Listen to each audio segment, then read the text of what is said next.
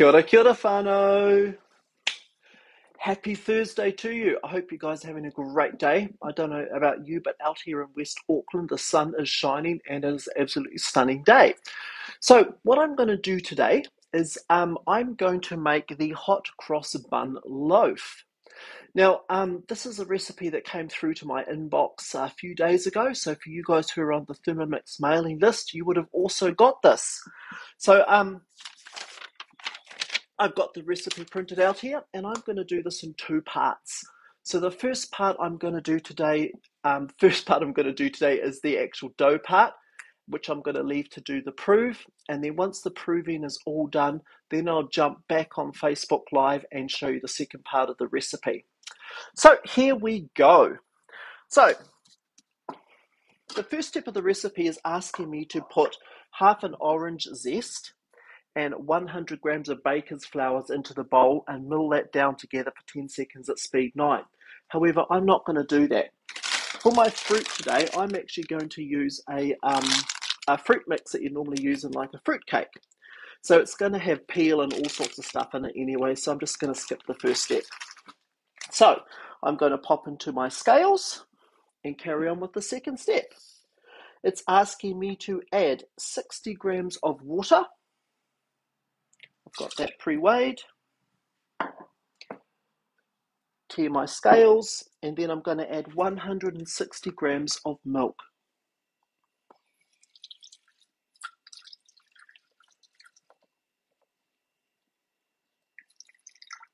So it's going to take me up to 240.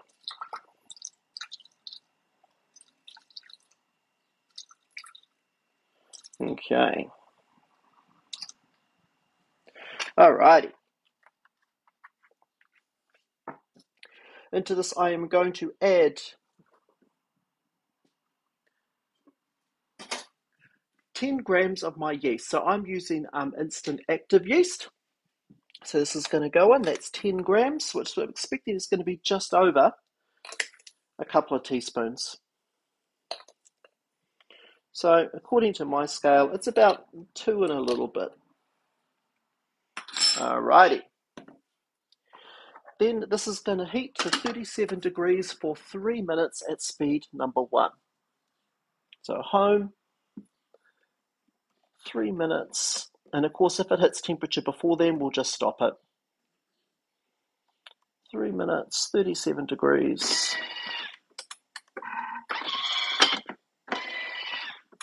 Speed 1.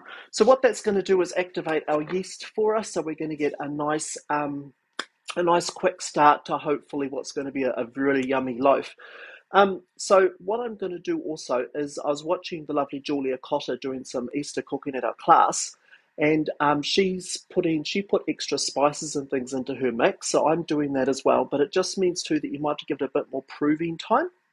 So yeah, as I said, I will come back with part 2, but it may be a little bit longer than what I anticipate. So what I thought I'd do, guys, is just quickly talk to you guys about our current promotion. We have got a new limited time host reward up, and that is you can get yourself a second bowl for your Thermomix at a hugely discounted rate. And all you have to do is host a cooking experience. So have a couple of friends come over, invite your consultant round, and claim yourself a discounted second bowl. Discounted second bowls are amazing.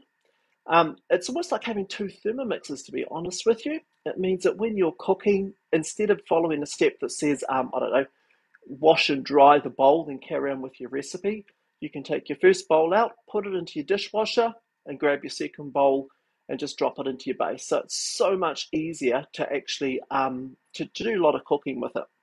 It's also really good as well if you're halfway through a recipe and discover you haven't got an ingredient you need. For example, you haven't got ground almonds, for example.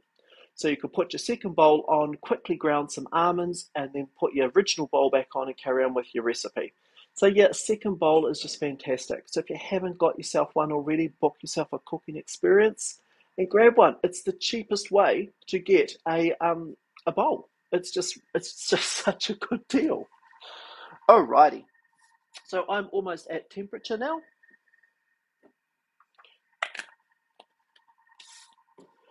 Alrighty. In fact, we are at temperature. That didn't take very long at all. So that's 37 degrees. So that's 160 grams of milk, 60 grams of water, 10 grams of yeast. So I'm just going to stop my machine. Oh man, that's smelling good. And just a reminder, when you're putting your yeast in, guys, make sure you put your yeast in the liquid, not actually on the blade. Right, so into this now, I'm just going to go back into my scales, and I am going to weigh in 500 grams of flour.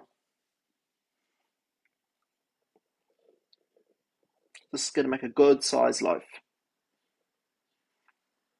Have any of you guys actually made this recipe before? I know the recipe's only been out a few days, but you know what? You might have beat me to it.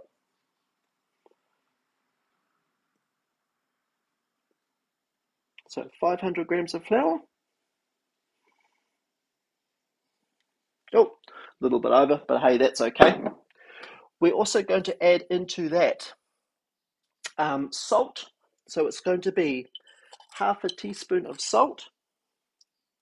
So in that goes. We're going to grab an 80 grams of butter. Oh, Kirsten, love it. Oh, yeah, 2 bowls are just so good. Honestly, if you haven't got 2 bowls, you need to get a second bowl. They're crazy good. 80 grams of butter. So I'm not bothering re-tearing my scales because I've already got my butter weighed out. We're going to add into that 50 grams of caster sugar. Now I will tear my scales. So 50 grams of caster sugar. Wow, that's a lot of sugar. And as well as 50 grams of caster sugar, we're adding 25 grams of brown sugar. So again, we're just going to tear the scales. I love using brown sugar. It's got that lovely flavour to it. So what's that, about 2 tablespoons? A little bit more. And that's what I normally do. The first time I cook a recipe, I'll normally put the normal quantity of sugar in. But once I've cooked it once or twice, I'll typically reduce the sugar down. I'm not a great fan of putting lots of sugar in things. Okay, 2 eggs. I'm just using size 7 eggs. 1 egg. Now, everyone tells me I shouldn't be cracking eggs. I should put them in a bowl before I put them in my mix, just in case I get eggshell and stuff in there. But I think, hey, that's real cooking. That's just what happens. So we've got our 2 eggs. I'm now going to add my spice mix. So into my container here, I've got 2 teaspoons of cinnamon. The recipe says for 1.5 teaspoons of nutmeg, but I've got about 2 teaspoons of nutmeg. Half a teaspoon of ground cloves. And just because I can, I've also got in here half a teaspoon of cardamom, because I really like cardamom. It works so well with cinnamon. So that's going in there. And now we're going to mix this up for 6 seconds at speed number 7. So back to the home screen. 6 seconds, speed number 7.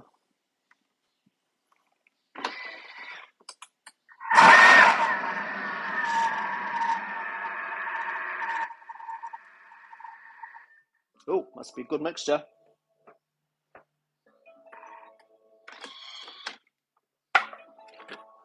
So it's roughly chopped up, roughly mixed together. I'm just going to scrape the bowl down now. For those of you just joined me, this is the recipe that got emailed out on the Thermomix mailing list a few days ago. So it's not actually a cockadoo recipe. So if you want the recipe, head to your inbox and there should be an email there from Thermomix New Zealand all about Easter cooking. So this is where I got the recipe from. So in there goes. Oh, this is smelling so good. I hope you guys are making lots and lots of hot cross buns. I put a recipe up for my sourdough hot cross buns on Recipe Community. So look it up, or if you want the link, just flick me a message and I'll send it to you. They are really good. Sourdough hot cross buns are amazing. So into this now, I am going to go back into my scales. And the recipe is asking for 100 grams of sultanas and 70 grams of currants. I'm just going to add my fruit mixture, and I'm going to add about 200 grams because I find there's not enough fruit. I really like fruit in it. So here we go, 200 grams. As I say, this has got peel and all sorts in it. When I normally make my hot cross buns, I normally put a quite significant more amount of fruit in it. 204. Oh, look, that'll do. It's going to be an extra fruity loaf. On goes the lid. And we're now going to pop into dough mode. So into dough mode, and we're going to run this for 2 minutes.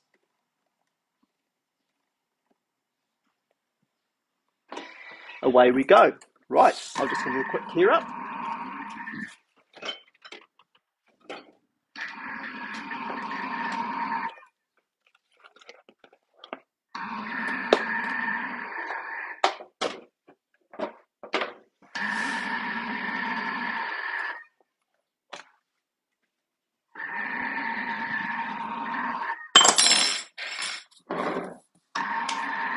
So as far as the proof goes, the recipe actually says that once this is done, we're going to transfer into silicon mat, and we're going to leave it to prove until doubled in size, and it says about 60 minutes.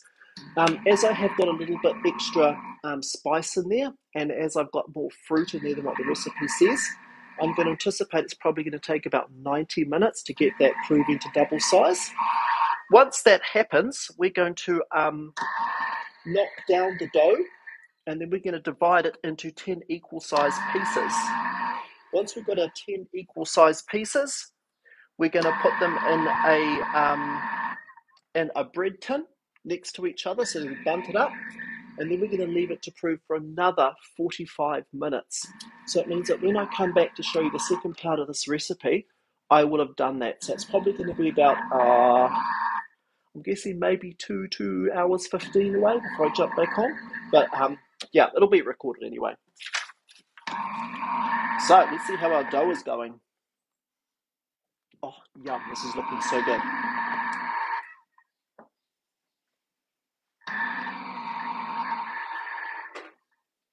It does look to be a little bit of a wet mixture, so I'm just going to have my flour ready just in case it is a little bit damp to work with.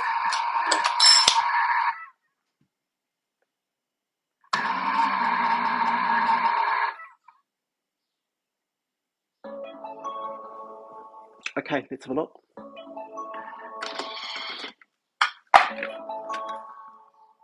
That's what we got. So it is quite a wet mixture. So what I'm just going to do is just flour my my silicon mat a little bit. And then this is going to go out into here. Oh, yum! This is smelling so good.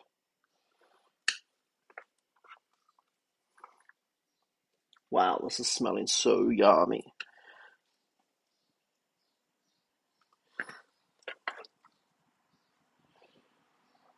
Do you guys know the trick for getting your excess dough off the blades? I'll show you in a minute. Wow, this is a really wet mixture.